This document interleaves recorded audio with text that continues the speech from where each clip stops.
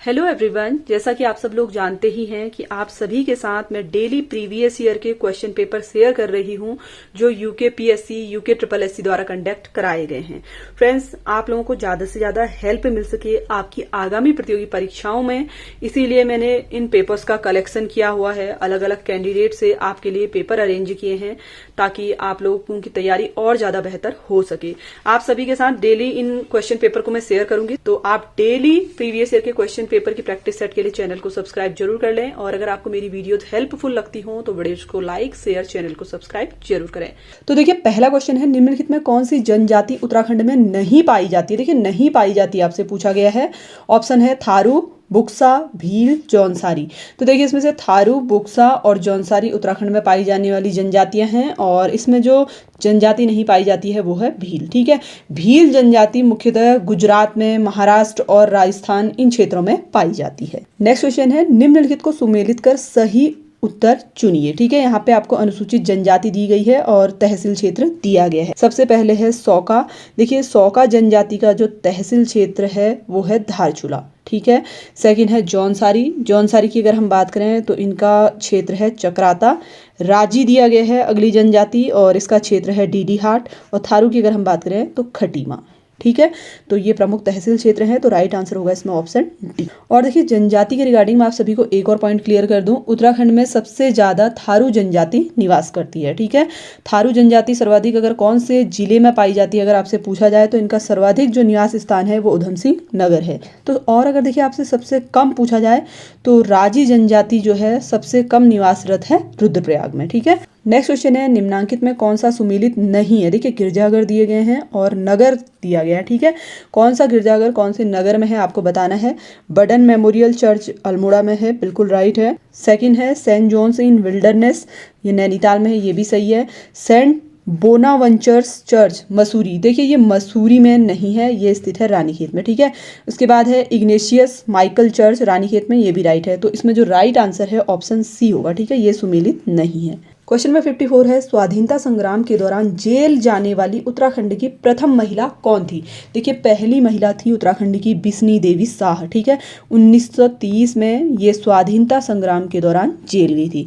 इसके अलावा देखिए, अगर हम बात करें कुंती वर्मा की, तो कुंती वर्मा 1932 में विदेशी वस्त्रों के बहिष्कार के कारण इनको भी जेल जाना पड़ा था। तो पहली महिला थी बिस्नी देवी शाह। क्वेश्चन नंबर 55 है, उत्तराखंड के निम्नांकित वृक्षों में कौन कम ऊंचाई पर होते हैं। देखिए, कौन सा पेड़ सबसे कम ऊंचाई पर होता है पूछा गया। बांज, देवदार, साल, बुरुस। तो राइट आंसर है देखिए इसका साल। ठीक है, ऑप्शन सी इसका करेक्ट आंसर होगा। क्वेश्चन नंबर 56 है, निम्नांकित में कौन सा सुमेलित नहीं है। देखिए, जल विद्युत परियोजना दी गई है और एक साइड दिए गए हैं आपको नदी के नाम। देखिए, विष्णु प्रयाग जल विद्युत परियोजना अलकनंदा नदी पे है, बिल्कुल सही है। सेकंड है बनबसा जल विद्युत परियोजना यमुना, देखिए ये रॉन्ग है। ठीक है, इसके बाद है चीला, ये गंगा नदी पे है ये परियोजना। और टिहरी जल विद्युत परियोजना है भागीरथी नदी पे। तो आपसे यही पूछा गया था कि सुमेलित कौन सा नहीं है, तो राइट आंसर है option B Banbasa Yamuna. Next question है, उत्तराखंड में मैग्नीसाइट की पहली फैक्ट्री कहाँ स्थापित की गई। तो उत्तराखंड के झिरौली में सबसे पहले मैग्नीसाइट की फैक्ट्री स्थापित की गई थी। नेक्स्ट क्वेश्चन है, देखिए निम्नांकित में कौन सा युग्म सुमेलित नहीं है। देखिए, आपको यहाँ पर अभयारण्य दिए गए हैं, जनपद दिए गए हैं। सबसे पहले है राजाजी राष्ट्रीय उद्यान। देखिए, मैंने आप सभी को पहले ही जैसा कि इस टॉपिक के रिगार्डिंग बताया हुआ है कि इससे एक क्वेश्चन जरूर पूछा जाता है, तो इसके रिगार्डिंग सेपरेट वीडियो मैंने बनाया हुआ है। अगर आप लोगों ने देखा होगा तो आपको इसका डेफिनेटली आंसर पता होगा। देखिए, जो राजाजी राष्ट्रीय उद्यान है ये 3 जिलों में फैला हुआ है। ठीक है, कौन कौन से, देहरादून, हरिद्वार और पौड़ी। ठीक है, इसके बाद सेकंड दिया गया है कार्बेट राष्ट्रीय उद्यान, पौड़ी तथा नैनीताल में है, ये बिल्कुल सही है। नंदौर अभयारण्य नैनीताल, ये भी सही है। नंदा देवी राष्ट्रीय उद्यान चमोली, ये भी सही है। तो इसमें से जो युग्म सुमेलित नहीं है वो पहला वाला ही है, राजाजी राष्ट्रीय उद्यान। ठीक है, तो आप सभी को आई होप कि राष्ट्रीय उद्यान वाला टॉपिक अच्छी तरीके से क्लियर होगा। नेक्स्ट क्वेश्चन है, नंदा राजजात का आयोजन कितने वर्षों के अंतराल में होता है। तो देखिए, ये एशिया की सबसे बड़ी पैदल यात्रा है और इसका जो आयोजन होता है वो हर 12 साल के अंतराल में होता है। ठीक है, 2014 में इस यात्रा का आयोजन किया गया था, अब होगी 2026 में। ठीक है, अभी देखिए हाल ही में इसके रिगार्डिंग एक क्वेश्चन पूछा गया था कि नंदा राजजात यात्रा जो होती है इसकी शुरुआत कहाँ से की जाती है, कौन से जिले से होती है, तो चमोली से होती है। ठीक है, ये पॉइंट आप लोग ध्यान रखें। नेक्स्ट क्वेश्चन है, निम्नांकित में कौन सा युग्म सुमेलित नहीं है? देखिए कौन सा मैच नहीं कर रहा है आपको बताना है।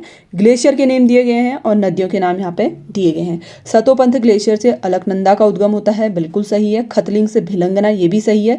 पिंडारी से पिंडर नदी का उद्गम होता है, ये भी सही है। मिलम से रामगंगा पूर्वी, देखिए जो रामगंगा पूर्वी है इसका उद्गम होता है नामिक ग्लेशियर से। और देखिए मिलम के रिगार्डिंग भी आपको एक पॉइंट क्लियर कर दूं, मिलम जो है शुद्ध रूप से कुमाऊं क्षेत्र का सबसे बड़ा ग्लेशियर है। नेक्स्ट क्वेश्चन है, पंचेश्वर बांध का निर्माण किस नदी पर प्रस्तावित है? तो राइट आंसर है काली नदी पर। नेक्स्ट क्वेश्चन है, उत्तराखंड में ब्रिटिश प्रशासन द्वारा निर्मित सबसे पुरानी नहर कौन सी है? तो देखिए ऊपरी गंगा नहर है, ठीक है, ये सबसे पुरानी नहर है और इसके रिगार्डिंग अभी हाल ही के एग्जाम में आपसे क्वेश्चन पूछा गया था। और देखिए जो ये ऊपरी गंगा नहर है इसकी स्थापना 1842 से 1854 के बीच में लॉर्ड डलहौजी द्वारा की गई थी, ठीक है। नेक्स्ट क्वेश्चन है, देखिए निम्नांकित में कौन सा युग्म सुमेलित नहीं है? देखिए जलाशय दिए गए हैं, जनपदों के नाम दिए गए हैं, तो आपको बताना है इनमें से कौन सा युग्म सुमेलित नहीं हो रहा है। डोडी ताल उत्तरकाशी में है, बिल्कुल सही है। रूपकुंड चमोली में है, रूपकुंड को आप सभी जानते ही होंगे, कंकाली ताल के नाम से भी जाना जाता है। नेक्स्ट है देखिए श्यामला ताल, श्यामला ताल से जुड़ा हुआ कल मैंने आप सभी को एक क्वेश्चन कराया हुआ था, अगर आपको याद हो तो कमेंट करके जरूर बताएं। देखिए श्यामला ताल जो है नैनीताल में नहीं है, ठीक है, ये स्थित है चंपावत में। कहाँ है? चंपावत जिले में स्थित है। तड़ाग ताल अल्मोड़ा, ये बिल्कुल सही है। तो आपको यही बताना था कि कौन सा युग्म सुमेलित नहीं है, तो श्यामला ताल जो है ये चंपावत में स्थित है, ठीक है। नेक्स्ट क्वेश्चन है, निम्नांकित स्थानों में कौन सर्वाधिक ऊंचाई पर स्थित है? देखिए इनमें से कौन सा प्रयाग सबसे ऊंचाई पर स्थित है पूछा गया है, तो राइट आंसर है विष्णु प्रयाग, ठीक है, ऑप्शन डी इसका करेक्ट। नेक्स्ट क्वेश्चन दिया गया है, निम्नांकित में कौन सी नदी दो नदियां आपस में नहीं मिलती? देखिए इनमें से कौन सा ऐसा पेयर है जो आपस में राइट नहीं है पूछा गया है। काली सरयू, कोसी गगास, गंगा नयार, यमुना टॉन्स। तो देखिए इसमें राइट आंसर होगा ऑप्शन बी कोसी गगास, ठीक है। नेक्स्ट क्वेश्चन है, निम्नांकित में कौन सी नदी किसी हिमनद से नहीं निकलती? देखिए किसी हिमनद से नहीं निकलती आपसे पूछा जा रहा है, तो इसमें जो राइट आंसर है वो ऑप्शन बी है, ठीक है। रामगंगा पश्चिमी जो है ये हिमनद से नहीं निकलती है। क्वेश्चन नंबर 68 है, उत्तराखंड के निम्नांकित साहित्यकारों में किसे ज्ञानपीठ पुरस्कार से सम्मानित किया गया है? तो राइट आंसर है सुमित्रा नंदन पंत जी को ज्ञानपीठ पुरस्कार से सम्मानित किया गया है। क्वेश्चन नंबर 69 है, भारतीय वन्य जीव संस्थान स्थित है? तो ये स्थित है देहरादून में, ऑप्शन सी इसका करेक्ट आंसर होगा। बढ़ते हैं हम अगले क्वेश्चन की ओर। छाछरी क्या है? देखिए छाछरी यहाँ पे चाचरी होगा ये, ठीक है, क्योंकि मैंने तो चाचरी ही सुना है। एक प्रसिद्ध क्या है? नृत्य शैली है, ऑप्शन बी इसका करेक्ट आंसर होगा। नेक्स्ट क्वेश्चन है, देखिए नंदा देवी राष्ट्रीय उद्यान की स्थापना किस वर्ष में हुई थी? देखिए बार बार रिपीटेड क्वेश्चन है, एक नंबर आपको कंफर्म करना है तो इस टॉपिक को आप लोग जरूर पढ़ लें, ठीक है। तो इसकी स्थापना कब हुई थी? 1982 में, ऑप्शन बी इसका करेक्ट आंसर होगा। नेक्स्ट क्वेश्चन है, राष्ट्रीय जैव विविधता प्राधिकरण का मुख्यालय स्थित है? तो इसका मुख्यालय चेन्नई में स्थापित है और इसकी स्थापना की गई थी 2003 में, ठीक है। अगला क्वेश्चन है, एक सींग वाले भारतीय गैंडा का प्राकृतिक आवास है? देखिए इसका जो प्राकृतिक आवास है वो काजीरंगा राष्ट्रीय उद्यान है, ठीक है। और आप लोग मुझे कमेंट करके जरूर बताएं कि काजीरंगा राष्ट्रीय उद्यान किस राज्य में स्थित है, ठीक है। क्वेश्चन नंबर 74 है, 2021 में किस देश ने आईसीसी विश्व टेस्ट चैंपियनशिप जीती? तो ये जीती थी न्यूजीलैंड ने, ठीक है, ऑप्शन बी इसका करेक्ट आंसर होगा। क्वेश्चन नंबर 75 है, किस टेनिस खिलाड़ी ने किसी एक विशेष ग्रैंड स्लैम प्रतियोगिता 11 बार जीती है? देखिए 11 बार आपसे पूछा जा रहा है, तो उसका राइट आंसर है देखिए ऑप्शन बी रोजर फेडरर, ठीक है। जो रोजर फेडरर है इन्होंने अभी तक ग्रैंड स्लैम 20 बार जीत लिया है, ठीक है, 20 बार इन्होंने जीता है। और अगर हम बात करें देखिए राफेल नडाल की, तो इन्होंने 19 बार जीता है, ठीक है। तो राइट आंसर क्या होगा? Option B. नेक्स्ट क्वेश्चन है, उस प्रथम भारतीय महिला हॉकी खिलाड़ी का नाम बताएं जिसने ओलंपिक में हैट्रिक बनाई थी? तो बहुत ही इंपॉर्टेंट क्वेश्चन है, इनके रिगार्डिंग काफी सारे क्वेश्चन मैं आपको करा चुकी हूँ। राइट आंसर है option A Vandana Kataria. Next question है, शीतकालीन ओलंपिक खेल किस वर्ष प्रारंभ हुए? तो इनका आरंभ हुआ था 1924 से, ठीक है, ऑप्शन सी इसका करेक्ट आंसर होगा। नेक्स्ट क्वेश्चन है, निम्न में कौन सा खेल विश्व में सर्वाधिक लोकप्रिय है? सबसे ज्यादा लोकप्रिय खेल है फुटबॉल, ठीक है। फुटबॉल यानी कि फीफा वर्ल्ड कप से जुड़े हुए क्वेश्चन भी मैंने आप सभी के साथ अपने चैनल में करंट अफेयर से रिलेटेड शेयर किए हुए हैं। एग्जाम की अगर आप तैयारी कर रहे हैं तो उस वीडियो को एक बार जरूर देख लें, हो सकता है आपसे उसके रिगार्डिंग क्वेश्चंस पूछे जाएं, ठीक है। नेक्स्ट क्वेश्चन है, केदारनाथ आपदा जून 2013 का कारण डैश नदी में आकस्मिक बाढ़ था। देखिए आकस्मिक जो नदी का जलस्तर बढ़ा था वो थी मंदाकिनी नदी। ठीक है, ऑप्शन डी इसका करेक्ट आंसर होगा। क्वेश्चन नंबर 80 है, देखिए किस माध्यम में ध्वनि की चाल अधिकतम होती है। देखिए जनरल साइंस से रिलेटेड क्वेश्चन भी आपसे एक दो पूछे जाते हैं, तो आप लोग इन क्वेश्चंस को अच्छे तरीके से प्रिपेयर कर लें, क्योंकि प्रीवियस ईयर से भी रिलेटेड क्वेश्चन आपसे पूछे गए हैं। ठीक है, अब काफ़ी सारे व्यूअर्स मेरे बोल रहे हैं कोई फ़ायदा नहीं है। देखो तैयारी तो आपको करनी है, एग्जाम आप दोगे ही, एटलीस्ट पढ़ाई करके दे दो, आपको ये तो पता चलेगा कि आपने कितना तैयारी की। तो इसका राइट आंसर है, देखिए जो ध्वनि की चाल सर्वाधिक होती है वो धातु में होती है। नेक्स्ट क्वेश्चन है, विटामिन B12 में होता है, तो B12 में होता है कोबाल्ट। ठीक है, ऑप्शन सी इसका करेक्ट आंसर होगा। नेक्स्ट क्वेश्चन है, देखिए कृत्रिम रूप से फलों को पकाने के लिए उपयोग में आने वाली गैस है। देखिए जब हम आर्टिफिशियल तौर पे फलों को पकाते हैं तो उसमें प्रयोग किया जाता है एथिलीन एवं एसिटिलीन का। ठीक है, ऑप्शन डी इसका करेक्ट आंसर होगा। क्वेश्चन नंबर 83 है, फॉर्मेलिन का जलीय विलयन है, ये फॉर्मेल्डिहाइड का है। ठीक है, ऑप्शन सी इसका राइट आंसर होगा। बढ़ते हैं हम अगले क्वेश्चन की ओर। पानी का शुद्धतम रूप है, तो बरसात का जो जल होता है सबसे ज्यादा शुद्ध होता है। ठीक है, ऑप्शन डी इसका राइट आंसर होगा। नेक्स्ट क्वेश्चन है, देखिए सोडियम कार्बोनेट का सामान्य नाम है। देखिए सोडियम कार्बोनेट को जनरली बोला जाता है धोने का सोडा। ठीक है, जिसे आप वॉशिंग सोडा बोलते हैं, और इसका जो फॉर्मूला होता है Na2CO3 होता है। ठीक है, नेक्स्ट क्वेश्चन है, वयस्क मानव शरीर में हड्डियों की संख्या होती है, तो बहुत ही सिंपल सा क्वेश्चन पूछा गया है, कितनी होती है, 206। क्वेश्चन नंबर 87 है, समल भोजिता देखी जाती है, तो ये खरगोशों में देखी जाती है। ठीक है, ऑप्शन सी इसका राइट आंसर होगा। क्वेश्चन नंबर 88 है, शुक्राणु के एक्रोसोम का निर्माण होता है। देखिए शुक्राणु के जो एक्रोसोम होते हैं इनका निर्माण होता है गोल्जी काय द्वारा। नेक्स्ट क्वेश्चन है, किसी प्रक्षेप्य उड्डयन काल 10 सेकंड हो तो उसके द्वारा प्राप्त महत्तम ऊंचाई क्या होगी। देखिए इस टाइप के क्वेश्चन साइंस से वैसे आपसे नहीं पूछे जाते हैं जनरली।